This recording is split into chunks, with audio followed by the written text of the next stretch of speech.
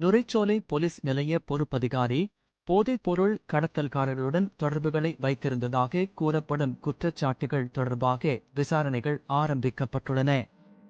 சமீபத்தில் குறித்த ஒய்சி போதைப்பொருள் கடத்தல் தலைவர்களுடன் உரையாடியதாக கூறப்படும் பல ஒலிப்பதிவுகள் பகிரங்கப்படுத்தப்பட்டதை அடுத்து இந்த விசாரணைகள் தொடங்கப்பட்டுள்ளன.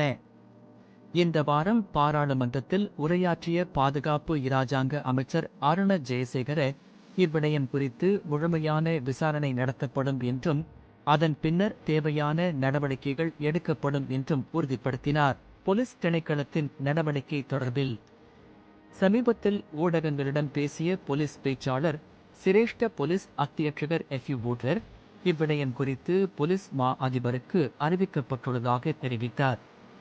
போலீஸ் மா அதிபரின் பணிப்புரைக்கு அமையவே நுரைச்சோலை ஓஐசி மீது தற்போது விசாரணை ஆரம்பிக்கப்பட்டுள்ளது என்றும் ஏஎஸ்பி வூட்லர் மேலும் கூறினார்.